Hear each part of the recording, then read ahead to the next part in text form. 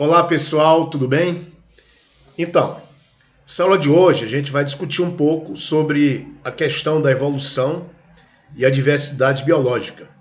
Ver que a evolução, melhor dizendo, ver que a diversidade biológica está intimamente relacionada a esse mecanismo de evolução que é a transformação dos indivíduos, né, ao longo das gerações.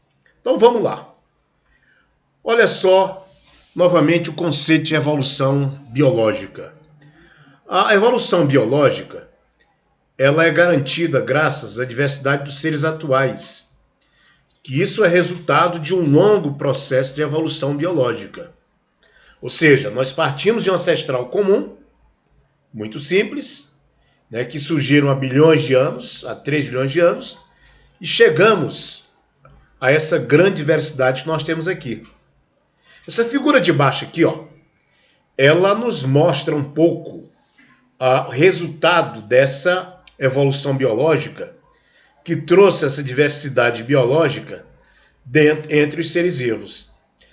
Aqui na figura central, ó, preste atenção direitinho aqui, ó.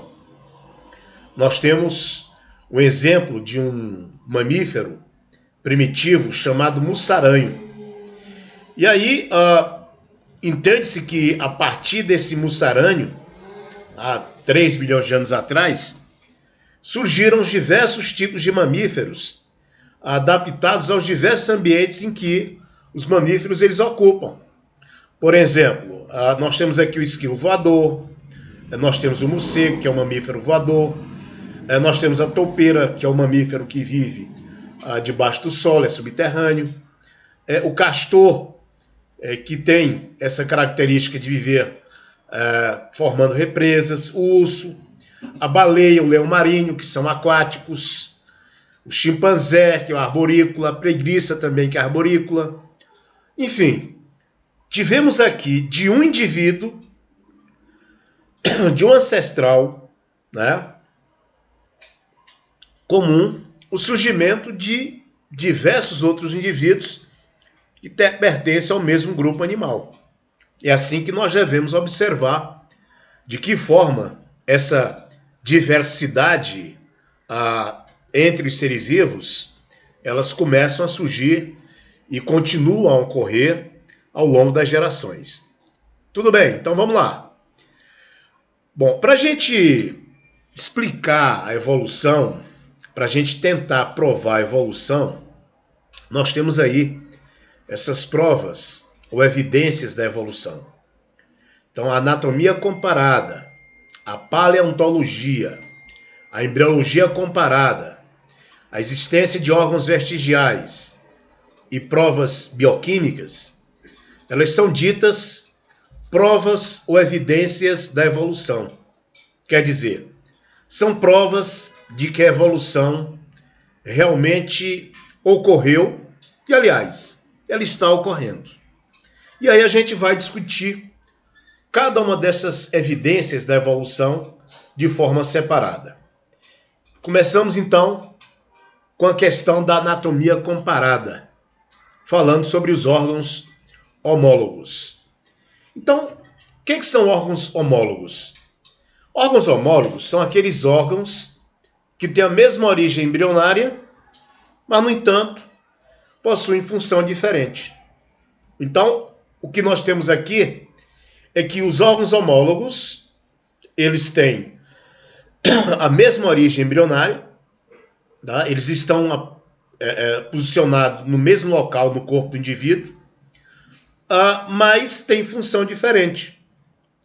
Por exemplo, aqui nós temos o homem, a tartaruga, o morcego e a baleia.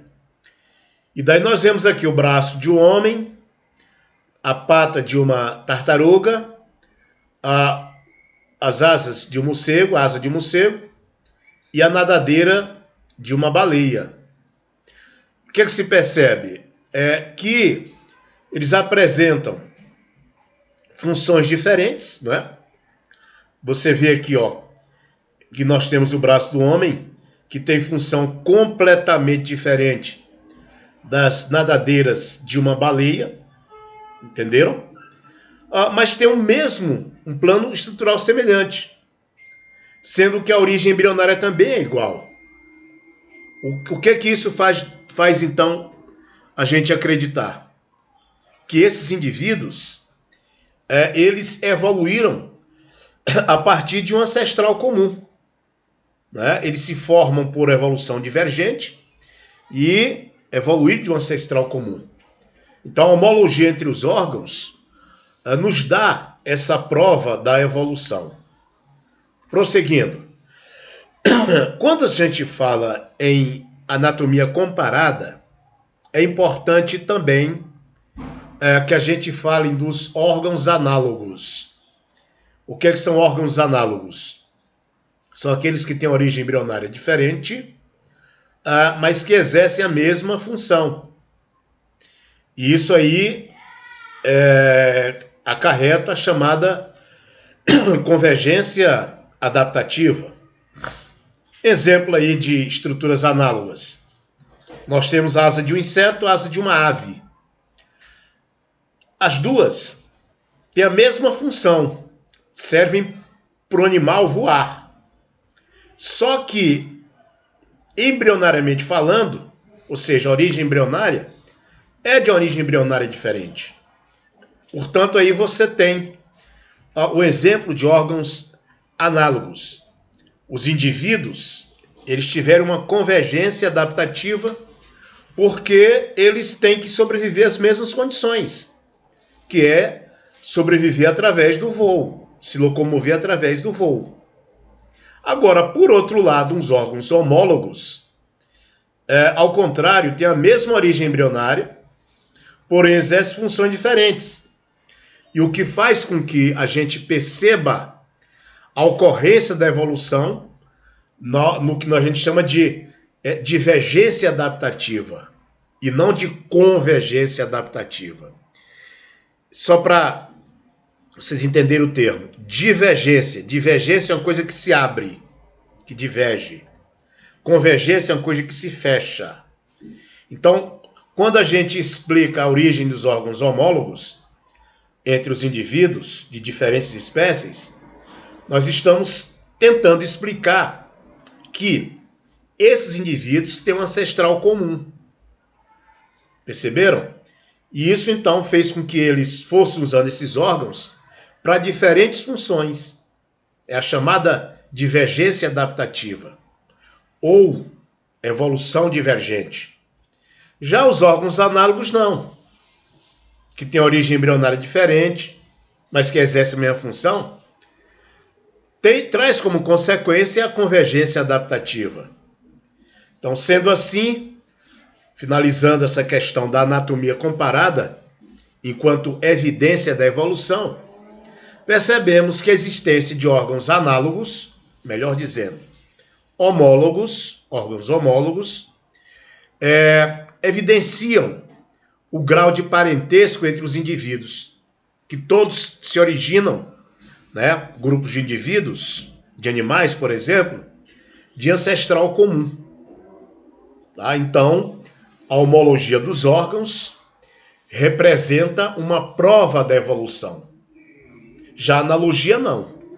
A analogia é apenas uma forma de adaptação do indivíduo ao ambiente em que esse indivíduo vai viver.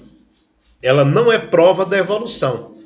É só para vocês entenderem que somente a homologia explica esse processo de evolução e, consequentemente, de aumento da diversidade biológica que nós encontramos hoje no nosso planeta. Prosseguindo. Uma outra evidência da evolução, gente, são as chamadas provas paleontológicas. O que são provas paleontológicas? Essas provas paleontológicas dizem respeito ao estudo dos fósseis que a gente percebe, né, que a gente estuda dentro da biologia. E o que são os fósseis? Os fósseis são restos de seres que viveram em eras passadas e que sofreram o que a gente chama de fossilização, conservação. Então, por exemplo, aqui você tem um dinossauro, um exemplar de dinossauro. Ele chegou a um ponto em que ele não sobreviveu. Diz que ele desapareceu depois de uma queda de um meteoro, né? Mudaram as condições climáticas da Terra, e aí esses animais não tinham como mais sobreviver, porque precisavam de muito alimento para sobreviver, daí a tendência foi o desaparecimento desses indivíduos. Somente aqueles mais adaptados é que conseguiram sobreviver. Então, com o tempo, ó, esses indivíduos eles foram sendo soterrados aqui, ó, ficaram abaixo da superfície do solo, e daí, à medida em que o tempo foi passando, eles foram se conservando em forma de fósseis.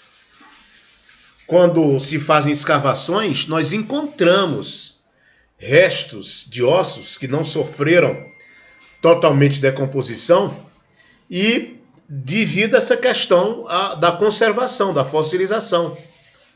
Tá? Então, isso prova que em épocas remotas existiam outros indivíduos, outros animais, outras plantas. E como é que elas desapareceram? Evolução.